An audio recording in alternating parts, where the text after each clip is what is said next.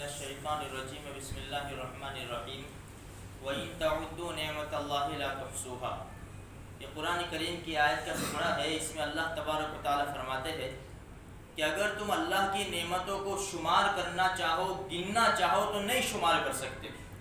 بے شمار نعمتیں اللہ کی ہمارے اوپر برستی ہے۔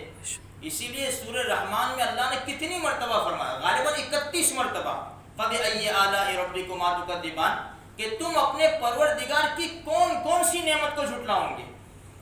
بے شمار نعمتیں، اس میں بعض نعمتیں تو ہر ایک کو ملی ہے، اور اس میں بھی ایک نعمت ایسی زبردست نعمت ہے میرے بھائیوں، ہر آدمی کو ملی ہے، بلکہ جانوروں کو بھی ملی ہے۔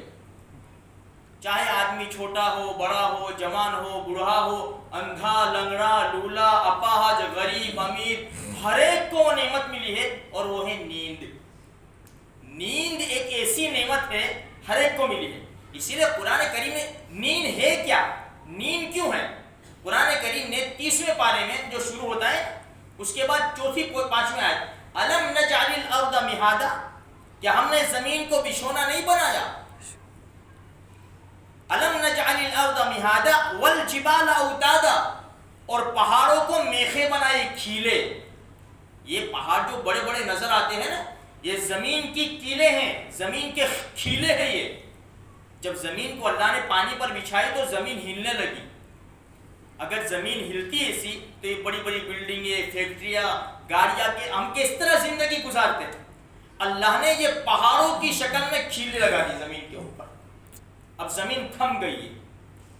اسی وہی قرآن کہہ رہا ہے، الم نجعل الارض مہادا والجبال اوتادا وخلقناکم ازواجا، ہم نے تم کو جوڑ جوڑ پیدا کیا، وجعلنا نومکم سباتا، اور ہم نے تمہاری تھکان دور کرنے کے لیے نیند بنائی ہے۔ نیند اسی لیے ہے کہ انسان پورے دن کا تھکا ہارا جو ہوتا ہے، نیند جب وہ لے لیتا ہے نا تو اس کو پھر تازہ دم ہو جاتا ہے، پھر اپنے کام کے لیے بالکل تازہ اور فریش ہو جاتا ہے۔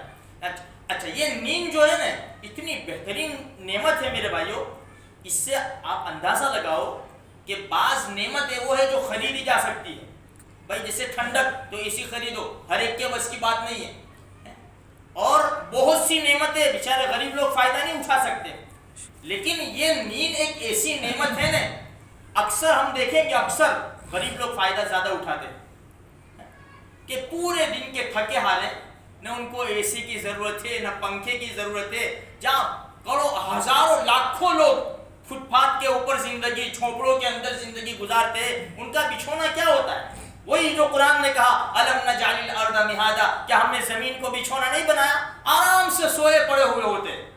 اور کتنے لوگ بیچارے ایسے ہیں کہ سارا عیش و عشرت کا سامان ہے، بالکل ٹھنڈک ہے گھر کے اندر، گولیاں کھا رہے، گولیاں نیند لانے کے لیے، لیکن ادھر کروٹ لیتے ہیں، ادھر کروٹ لیتے ہیں، ہزاروں پیسے خرچ کر دیے کہ نیند آ جائے، لیکن ان کو نیند نہیں آتی۔ تو یہ نیند ایک ایسی نعمت ہے کہ غریب طبقہ اس سے بہت بڑا فائدہ اٹھا رہا ہے، کہ بیچارہ یعنی پورے دن کام کرتا بالکل رات ہوئی جیسے کہ 9-10 بجے، 8-9-10 کہ وہ سو جاتے ہیں، اس لیے وہ تندرست بھی رہتے ہیں۔ اسی لیے کتابوں میں لکھا ہے کہ جو انسان جلدی رات کو سو جاتا ہے اور صبح جلدی اٹھ جاتا ہے، اس کی یعنی جسمانی طاقت کے اعتبار سے، ہیلتھ کے اعتبار سے وہ بہت اچھی چیز ہے۔ اگر تم بھلے 12 گھنٹے نیند لو، لیکن تم رات کو 2 بجے سو اور صبح 10 بجے اٹھو، یا 2 بجے اٹھو، 12 بجے اٹھو، لیکن جیسے صبح صادق ہوتی ہے نا، تو جو چیز انسان کے جسم میں نیند کی حالت میں کام کرتی ہے نا، وہ چیز چھوڑ دیتی ہے پھر وہ کام کرنا، کیونکہ اس کا ٹائم ختم ہو جاتا ہے۔ جیسے صبح ہوئی، ٹائم ختم ہوا، اب یہ جو ہم سو رہے ہیں نا، اب یہ بیکار ہے سونا، اب یہ سونا بیکار ہے۔ اس لیے میرے بھائیوں تھوڑا سا جلدی سو جایا کرو، تاکہ حدیث کے اوپر بھی عمل ہو جائے۔ اچھا، اب یہ ساری چیزیں بتانے کے بعد مجھے ایک حدیث سنانی ہے بس۔ ہم سب سوتے ہیں الحمدللہ، اللہ ہم سب کو سکون کی نیند سلائے، کیونکہ بیچارے بہت سے ایسے ہیں کہ نہیں سو پاتے۔ دوسری ایک چھوٹی سی چیز بیچ میں بتا دوں کہ بعض لوگوں کو ویسے ہی نیند نہیں آتی، بعض لوگوں کو حسد کی وجہ سے نیند نہیں آتی. حسد, اس کو یہ نعمتیں مل گئی, اس کو یہ ہو گیا, اب یہ سویا ہے, اب یہ سوچتا رہتا ہے اس کو وہ مل گیا, اس کو وہ مل گیا, اس کا ایسا ہو جانا چاہیے, اس کا ایسا ہو جانا چاہیے. اب یہ سوچتے سوچتے گھڑی دیکھتا ہے 1 بجا 2 بجے 3 بجے, اور جس کے اوپر حسد کیا جا رہا ہے نا آرام سے خراٹے لے کر سو رہا ہے, اسے کچھ پتہ نہیں ہے. تو یہ چھوڑ دینا چاہیے. اللہ کی تقدیر کے اوپر راضی ہو جاؤ میرے بھائیوں. کسی کے اوپر ہم حسد کر کے ہمیں فائدہ کیا ہوگا وہ بتاؤ. اس کے پاس سے نعمت ہمارے پاس آ جائے گی, بلکہ ہمارا سکون چلا جائے گا, ہماری نیند ختم ہو جائے گی.